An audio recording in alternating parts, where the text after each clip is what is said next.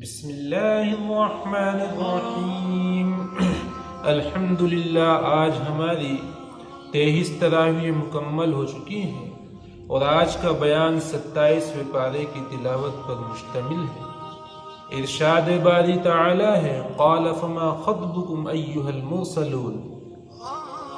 حضرت ابراہیم علیہ السلام کے فرشتوں کے بشکل انسان آنے کا اور بیٹے اسحاق علیہ السلام کی پیدائش کی خوشخبری ہے۔ اب حضرت ابراہیم کے دریافت کرنے پر کہ اے ملائکہ، اے فرشتوں کی جماعت، تمہارا مقدمہ آمد کیا ہے؟ تم کیوں آئے ہو؟ تو جواباً فرشتوں نے کہا کہ ہم مجرمین پر، نافرمانوں پر پتھر برسانے کے لیے بھیجے گئے ہیں۔ گویا قوم لوط پر عذاب نازل کرنے پر مامور ہوئے ہیں۔ پھر قوم موسیٰ اور فرعون کا ذکر کیا گیا، اس کے بعد قوم عاد و ثمود اور آخر میں قوم نوح کا واقعہ بیان کیا گیا ہے۔ اس کے بعد اللہ کی قدرت کاملہ کا بیان ہے۔ نیز توحید و رسالت کا اس بات کرنے کے بعد انسانی تخلیق کا مقصد بیان کیا گیا اور اس کو ان الفاظ میں پرویا گیا، وَمَا خَلَقْتُ الْجِنَّ وَالْإِنسَ إِلَّا لِيَعْبُدُونَ، کہ ہم نے جنوں اور انسانوں کو اس لیے پیدا کیا ہے کہ ہماری بندگی کریں۔ ہم سب کو رزق دینے والے ہیں اور کسی سے بھی رزق کے طالب نہیں ہیں۔ اس کے بعد سورہ طور شروع ہوتی ہے۔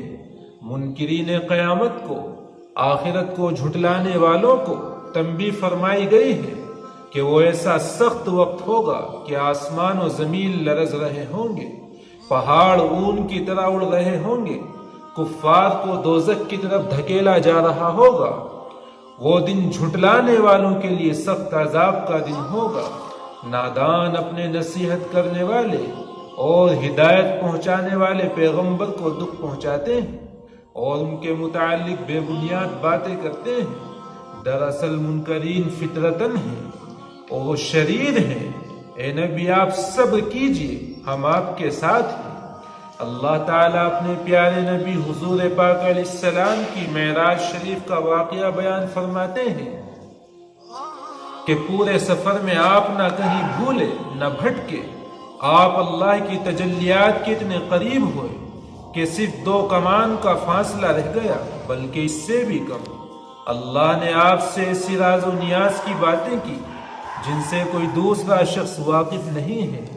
اللہ کی قدرت کی نشانیاں اس یقین کامل کے ساتھ مشاہدہ فرمائی کہ آپ کی چشم مبارک نہ جھپکی نہ ادھر ادھر بھٹکی۔ ارشاد باری، اے لوگو، تم سفر معراج کی صداقت پر اپنے پیغمبر سے جھگڑتے ہو۔ یاد رکھو، تمہارا پیغمبر تم تک صرف وہی باتیں پہنچاتا ہے جن کی ہم ان کو وحی فرماتے ہیں۔ وہ اپنی خواہش سے، اپنی زبان سے، اپنے منہ سے کوئی بات نہیں نکالتا۔ وَمَا يَنطِقُ عَنِ الْهَوَىٰ إِنْ هُوَ إِلَّا وَحْيٌ يُوحَىٰ۔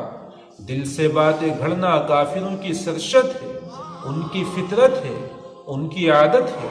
ہمارا پیغمبر نبی وہم و گمان پر نہیں چلتا۔ ان قریب دشمن اور نافرمان اور کفار شکست کھائیں گے، پیٹھ پھیر کر بھاگ جائیں گے۔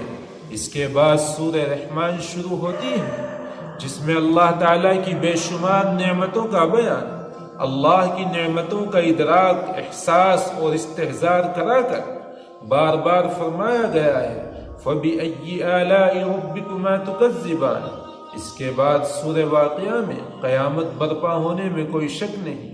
اس روز نیک لوگوں کے اعمال ان کے سیدھے ہاتھ میں ہوں گے اور گناہ گاروں کے اعمال ان کے بائیں ہاتھ میں ہوں گے۔ بد اعمالوں کی غذا جہنم کا زہریلا درخت اور کھولتا ہوا گرم پانی ہوگا۔ ان شجرۃ الزقوم طعام الاسیم کالمہل یغلی فی البطون۔ جھٹلانے والے یاد رکھیں کہ قرآن اللہ کی بڑی نعمت ہے اور اس کا مقام بلند و بالا ہے اور وہ لوح محفوظ میں درج ہے۔ انہ لقرآن کریم فی کتاب مکنون لا یمسہ الا المطہرون۔ اس کے بعد سورہ حدید شروع ہوتی ہے۔ اللہ پاک فرماتے ہیں کہ کائنات عالم میں جتنی بھی مخلوق ہے وہ اللہ کی تسبیح پاکی بیان کرتی ہے۔ اللہ غالب ہے، دانا ہے۔ اے مسلمانوں، خرچ کرنے میں بخل نہ کرو۔ اللہ کی راہ میں دینا گویا اللہ کو قرض دینا ہے، جو 10 گنا تم کو واپس ملتا ہے۔ نیک لوگ نہ نقصان کی صورت میں شور مچاتے ہیں اور نہ فائدے کی حالت میں اتراتے اور شیخی مارتے پھرتے ہیں۔ انہی لوگوں میں اپنے اعمال کے اعتبار سے صدیق اور شہید بھی ہوتے ہیں۔ اہل کتاب خوب سمجھ لیں کہ فضل و کرم صرف اللہ کی اختیاری بات ہے۔ ذالک فضل اللہ یؤتیہ من یشاء، وہ جسے چاہے جتنا چاہے عطا فرما دے۔ اللہ پاک ہمیں عمل کی توفیق